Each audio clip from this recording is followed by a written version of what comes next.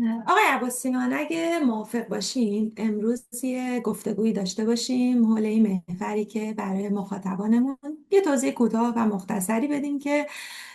گامگاه چی شد که به وجود اومد و قرار اینجا چه اتفاقی بیفته و قرار چیکار کنیم. راستش ایده گامگاه از اینجا برای من به وجود اومد که از زمانی که خودم وارد فضای کوچینگ شدم خیلی به این فضا علاقه داشتم و به خاطر همین علاقه که داشتم سعی کردم مطالعه زیادی انجام بدم. حالا دوره های مکملی میرفتم، کتاب های زیادی میخوندم و تو این مسیر سوالات زیادی واسم به وجود میومد. و خب این شانس رو داشتم که از حضور شما بخوام بهره ببرم و همیشه این سوالات رو در حضور شما مطرح می کردم و خب گفتگویی شکل می گرفتش و همیشه برای من دستاورد داشت و باعث می شد خیلی از این اطلاعاتی که به دست میارم برای من طبقه بندی بشه تو دستم، تو ذهنم دسته بندی بشه و واسم کار کرد داشته باشه. از طرفی این برای من به وجود اومد تو ذهنم این فکر که دوستانی هستن هم دوره های من، کسانی مثل من که تو موقعیت مثل من هستن، تو شروع مسیر هستن و شاید این سوالاتی که برای من به وجود میاد سوالات اونها هم باشه. و از شما این درخواست رو داشتم که این فضا رو ایجاد بکنیم، بخشی از این گفتگوها رو بخوایم ضبط کنیم و در چنین فضایی در اختیار این دوستان قرار بدیم که شاید بتونه این تجربیات و این گفتگوها برای اونها هم دستاوردی داشته باشه و کمکشون بکنه. اگه شما هم توضیحاتی در این مورد دارین که قرار اینجا چطور همراهی بکنید ما رو، خوشحال میشم که برامون بگید. خواهش میکنم. اولا که خیلی خیلی ممنون از لطفتون، از اعتمادتون و از اینکه این ایده رو اصلا آوردین و با من مطرحش کردین و به سهم خودم خیلی تشکر میکنم از این لطف شما و اعتماد شما و اینکه خواستین من تو این مسیر باشم. از نگاه خود من هم این ایده خیلی ایده جالب و قشنگیه و نمیخوام بگم تو این فضا نبوده یا نیست، ولی ممکنه شاید کمتر باشه این مدلی از گفتگو که حالا ما میخوایم جلو ببریمش برای دوستانی که توی فضای کوچینگ هستن. ولی امیدوارم که حالا این کاری که داریم میبریم جلو برای مخاطب ها هم فعلا داریم در مورد حالا کوچ ها صحبت میکنیم براشون دستاورد داشته باشه، مفید باشه، بتونه بهشون کمک بکنه. و باز هم تشکر میکنم چون واقعا هم به نظرم هم ایده خیلی خوبیه، هم اینکه شما استارتش رو زدین و آوردینش توی اجرا و توی اقدام خیلی قابل تقدیره و من به سهم خودم قدردانم. به نظرم رسید که برای اینکه میخوایم وارد یه فضایی بشیم که خب اونجا دوستان زیادی فعالیت میکنن، صاحب نظرهای زیادی هستن، اساتید زیادی هستن و به هر حال ممکنه که این گفتگوها رصد بشه و دیده بشه و اه، نکاتی شاید لازم باشه که اولش گفته بشه. چند تا مطلب رو خواستم بهش این اول اشاره بکنم. یکی این که این گفتگویی که ما الان داریم شکل میدیم هیچ ادعایی پشتش نیست. این که فرض کنید من بخوام ادعا کنم اینجا یه کار کارشناسی داره انجام میشه یا در نقش منتور هستم یا حالا در نقش سوپروایزر هستم، هیچ کدوم از این نقش هایی که به صورت رسمی توی این فضا تعریف میشه رو اینجا ادعا نداریم که اون کار رو داریم انجام میدیم. بلکه حالا من با توجه به این سالهایی که توی کوچینگ دارم فعالیت میکنم، حدود 5 6 سالی هست که توی این فضا هستم، به جهت زمینه هایی که قبلا بوده و حالا شاید اون گرایشی که در من وجود داشت که باشم کنار دوستانی که دارن توی فضای کوچینگ قدم میگذارن، دارن شروع میکنن کوچینگ رو، خب این علاقه وجود داشت. بعد یکی دو سالی که من خودم توی فضای کوچینگ بودم دیگه این بستر فراهم شد. حالا دوستانی بودن می اومدن، ما با هم گفتگوهایی داشتیم. بعدم که خب حالا باز به صورت جدی‌تر و رسمی‌تر کنار در واقع عزیزان و مهارت آموزانی که میخواستن کوچینگ رو شروع بکنن من قرار میگرفتم و خب این در واقع فضایی که ایجاد میشه تو این گفتگوه و کیس هایی که من میشنیدم، دغدغه هایی که می آوردن این عزیزان، باعث شد که من یه خورده تو این فضا بیشتر بشنوم.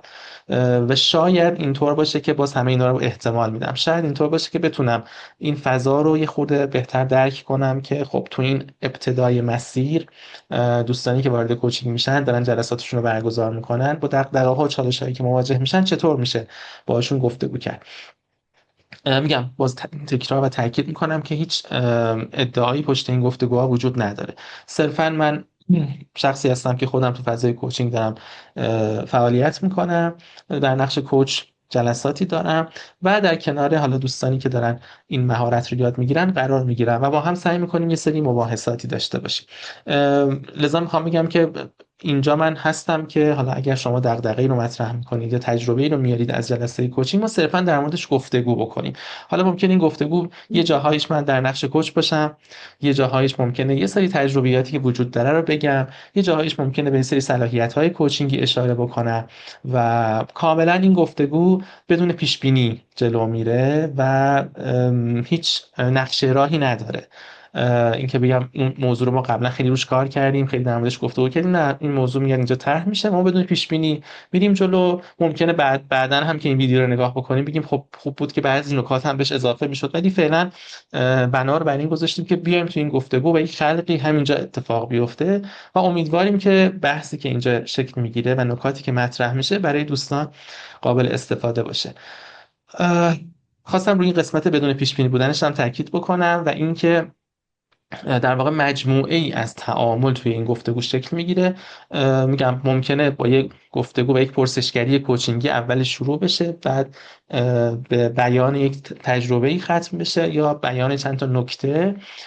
یا اشاره به یه سری از صلاحیت ها و شاید حتی چیزهای دیگه ای که ممکنه این گفتگو رو یه پکیجیشو در واقع تشکیل بده. بدون هیچ گونه شعار زدگی و بدون هیچ گونه خلاصه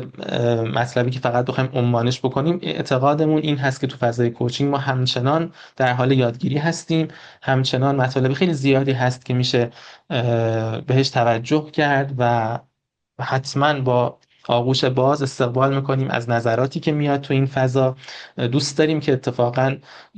کوچ های عزیز، حتی اساتید، حتی صاحب نظرها بیان در مورد این گفتگوها، در مورد اون دغدغه‌ای که تو این ویدیو مثلا تو ویدیوی خاصی مطرح میشه، اونها هم کامنت بذارن، نظر بدن و این بحث رو بپرورونن و اگر نیاز هست جایش تصحیح بشه، نیاز هست جایش تکمیل بشه، ما کاملا این گشودگی رو داریم، از نقدها و نظرها کاملا استقبال میکنیم و میگم باز تاکید میکنم روی این کلمه بدون هیچ گونه شعار زدگی و اینکه بخوایم شعار یادگیری بدیم. واقعا اینه که دوست داریم که این بستری که فراهم شده همچنان یادگیری داشته باشه، هم برای خودمون هم برای بقیه، به تجربیاتمون اضافه بشه، به در واقع اون چالش هایی که تو ذهنمون هست پاسخهای باز بهتری داده بشه و این استقبال هست و کاملا دوست داریم که حتی اشتیاق داریم که این اتفاق بیفته. نمیخوام بگیم این چیزی که اینجا توی حالا هر جلسه‌ای گفته میشه دیگه خیلی چارچوب داره و خیلی فضاهاش دیده شده، نه، همچنان این فضا بازه برای گفتگو و خیلی دوست داریم که این اتفاق بیفته. یه نکته رو هم بگم چون توی فضای کوچینگ داریم قدم میزنیم و این نکته خیلی مهمه که ما به لحاظ اخلاقی رعایتش بکنیم، این که کیس هایی که اینجا مطرح میشه، حالا شما از خودتون، از تجربیات خودتون میارید یا از سایر دوستان به حال منتقل میشه و مطرح میشه، قطعا کیس ها به گونه‌ای هست که تغییراتی درش داده شده و کیس ها دقیقاً واقعی و عین اون اتفاقی که توی جلسه کوچینگ افتاده نیست و ما به این مطلب حواسمون هست و همه تلاشمون رو میکنیم که انطباقی بین این دوتا هیته صورت نگیره و تغییراتی حتما توی بیان کیس ها، تو تغییر اسامی، حتی برخی از موقعیت ها انجام بدیم، ولی خب در عین حال اون اصل موضوع حفظ بشه تا بتونیم در مورد اون اصل موضوع گفتگو بکنیم. و اما نکته آخری هم که میخوام تو این قسمت بگم این که ما این گفتگو رو و این کار رو در واقع شروع کردیم و نگاه نکردیم که حالا چطور میتونست تو بهترین حالتش باشه، به لحاظ ضبط، به لحاظ کیفیت حالا صدا و نوع تصویر و گفتگو. خواستیم که یه خورده در واقع کمالگرایی ها رو کنار بگذاریم و بیایم و این کار استارتش رو بزنیم. لذا ممکنه که یه نقاط قابل بهبودی توش داشته باشه، مثل اینکه بعضی وقتا ممکنه به لحاظ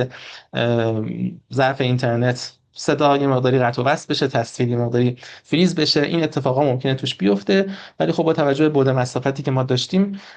ترجیح دادیم که این کار استارتش رو بزنیم و شروعش بکنیم و بگیم که خلاصه ما با این همینجوری صاف و ساده همینی که از دستمون برمی اومد رو داریم پیادهش میکنیم و ضبطش میکنیم و در اختیار قرار میدیم و تلاشمون هم میکنیم حالا اگر امکانی داشته باشیم که بهترش بکنیم انشالله این رو حتما انجام میدیم. ولی فعلا با همین بضاعتی که داشتیم شروع کردیم و امیدوارم که مخاطبان ما اگر جایی خلاصه خصوصا میگم تو بخش حالا خود اینترنت که بعضی وقتا ضعف‌هایی داره، اگر با یک حالا اشکالاتی ایجاد میشه دیگه به ما ببخشن و انشالله همراه ما باشن. این توضیحاتی که فعلا تو این قسمت به ذهن انشالله. من میرسید. اگر حالا نکته‌ای هم هست که باز لازم بگم شما به من بگید که من توضیحاتمو تکمیل کنم. مرسی، ممنون از شما. تا اینجا که کافی و تمام اون چیزهایی که باید رو مطرح کردیم. هدف ما سلامت اصلا این بوده که بدون کمالگرایی بخوایم یه کاری رو شروع بکنیم، استارتی رو بزنیم و حالا شاید بریم جلوتر و مرحله به مرحله بتونیم یه هر شیوهی که بتونه کار ما رو بهتر بکنه بهتر رو بکنم. پیش بگیریم. و یه موضوع دیگه هم هستش که حالا شما خودتونم در جریان هستین، گاهی رو اینطور در نظر گرفتیم که شامل دو بخش باشه. یعنی یک بخش برای کوچ هایی که تو مسیر کوچینگ هستن، حالا یا دانش پذیر هستن یا دارن این مسیر رو تازه تموم کردن و در حال کسب تجربه هستن. اما یک بخش دیگه هم همیشه واسه من مهم بوده و دوست داشتم که برای اون بخش هم یک اتفاقهای رقم بخوره. بخشی بود که برای افرادی که کوچ نیستند، تو مسیر کوچینگ نیستن، شاید حتی آشنایی هم با کوچینگ نداشته باشند، اما علاقمند هستند به مسیر رشد، به مسیر یادگیری، به مسیر توسعه فردی. و یک بخشی از این گامگاه رو ما به این سمت بردیم که بخوایم یک فضایی رو ایجاد کنیم، یک گفتگوهایی رو ایجاد کنیم که برای این افراد هم مناسب باشه، قابل استفاده باشه. و انگیزه پشتش هم شاید اگر بخوام بهش خیلی کوتاه نگاه کنم، از مسیری بوده که خودم طی کردم. خودم یک روزی تو زندگیم دنبال این بودم که حالا به واسطه اینکه مادر شده بودم دوست داشتم این مدل پرورش فرزندم یک جوری باشه که موفق، خوشحال، شاد باشه، شاید مثل بیشتر مادرهایی که توی این موقعیت قرار میگیرن. به واسطه همین فکری هم که داشتم خیلی مطالعه میکردم، کتابهایی تو این زمینه میخوندم، دوره شرکت میکردم. اما چیزی که واسه من خیلی مهم هستش این بودش که تو این مسیر من هرچی میرفتم جلو باز احساس میکردم اون چیزی که میخوام رو پیدا نکردم. و یک جایی تو زندگیم تصمیم گرفتم که این تمرکز رو خودم رو از روی فرزند پروری بردارم و روی والد پروری بذارم و یعنی رو خودم بخوام تمرکز کنم. و این تغییر رو دیدم اون زمانی که من تصمیم گرفتم تمرکزم رو از روی اطرافیان، فرزندم، همسرم، تمام افرادی که باشون در ارتباط بودم بردارم و به خودم نگاه کنم. انگار یک نقطه تو زندگی من به وجود اومد که باعث یه تحولی شد و این مسیر همطور ادامه پیدا کرد و من رو امروز به مسیر کوچینگ رسوندش. یه فضایی که توی اون تونستم خیلی از اون چیزهایی رو که میخواستم پیدا بکنم. و همیشه برام این خیلی جالب بود که یک فضایی باشه و از این مسیری که رفتم، نمیگم توی این مسیر به انتها رسیدم یا الان خیلی متفاوتم، خیلی خیلی خاص هستم، دارم تلاش میکنم که بتونم بهترین ورژن خودم باشم برای آدمهای اطرافم، آدمهای تاثیرگذاری باشم، حداقل یک چیزی بتونم به این دنیا اضافه بکنم. این چیزی بود که همیشه تو ذهنم بود و دوست داشتم این فضا باشه که بتونم حداقل یک کمک کوچیکی هم به آدمهایی که شاید تو موقعیتی مثل که روزهای قبل من هستند و مثلا تو اون شرایط هستن، یه کمکی براشون باشه، یه نقطه روشنی باشه که بتونه کمکشون بکنه و پیدا بکنن اون چیزی که دنبالش هستن رو. واسه همین اومدم با شما این قضیه مطرح کردم که توی این قسمت هم از همراهی و حضور شما بهره ببریم. شاید اینجا یه گفتگوهایی رو شکل بدیم در زمینه ارتباط انسان‌ها، تعاملات، در زمینه هر چیزی که باعث بشه در ما رشد و آگاهی به وجود بیاره. شاید یه جاهایی، یه قسمت‌هایی از یک گفتگوهایی رو که شنیدیم بخوایم اینجا بررسی کنیم، در موردش صحبت کنیم. و هدفمون این هستش که یه یادگیری باشه، اما نه از طریق آموزش، نه از طریق داده های آموزشی، از طریق یک گفتگو، از طریق بیان تجربه، و هر کسی از دل این گفتگوها اون چیزی رو که بر اساس نیاز خودش میبینه برداره و شاید بتونه کمکش بکنه. اگه شما هم تو این زمینه صحبتی دارین، قرار چیزی اضافه بکنید به گفتگوهای من، خوشحال میشم بشنوم. خواهش میکنم. ام، تقریبا شما نکات رو فرمودین، ولی اون چیزی که حالا ما که اومدیم تو فضای کوچینگ، یه شیرینی از این فضا حس کردیم، یک خوشایندی برامون داشته و انگار دوست داریم که این مدل نگاه، این مدل گفتگو رو ببریم به دیگران هم تعارف کنیم، بگیم ما این رو چشیدیم و خیلی خوشمون اومده، حالا شما هم بیاید ببینید این چطوره، چه شکلیه. خیلی هیته ها هست، خیلی فضاها هست که ممکنه آدم ها هر کدوم با اون فضا، با اون هیته راحت تر باشن، اوکی تر باشن، بپسندن. در کنار همه اینها یه فضا هم هست، فضای کوچیک. یعنی ما ادعا نمیخوایم بکنیم که این فضا بهترینه یا اینجا خلاص از همه جای دیگه اتفاق بهتری اینجا میفته. ممکنه این ادعا رو اصلا نخواهیم بکنیم. شاید یکی با یک سبک دیگه، یک فضای دیگه، یک اتمسفر دیگه خیلی راحت تر باشه، اون رو بیشتر بپسنده. ما اینکه اینجاییم اومدیم توی فضای کوچینگ، این شیرینی رو حس کردیم، این طعم خوشایند رو چشیدیم و میگیم خب شاید باشن آدم هایی که دوست داشته باشن اونها هم از این فضا استفاده بکنن. شاید کسایی که دارن این گفتگو رو میشنون اولین بار باشه کلمه کوچینگ رو میشنون، یا شاید باش آشنایی داشته باشن، ولی الان نمیخوام بازش بکنم، در مورد کوچینگ صحبت بکنم، ولی برای اینکه یک خیلی کوتاه مشخص بشه که داریم از چی صحبت میکنیم، که البته بازم قابل درکه که با این توضیح کوتاه احتمالاً اصلا اون چیزی که باید جا نمیفته. به هر حال کوچینگ یک نوع نگاهه، یک سبک زندگیه.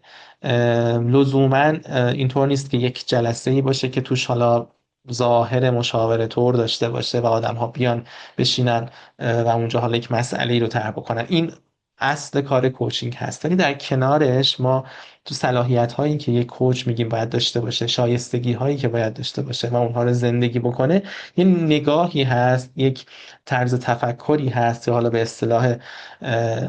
خود کوچینگ یک مایندستی وجود داره که این در واقع یک نوع نگاه، یک نوع نگرشی متفاوت شاید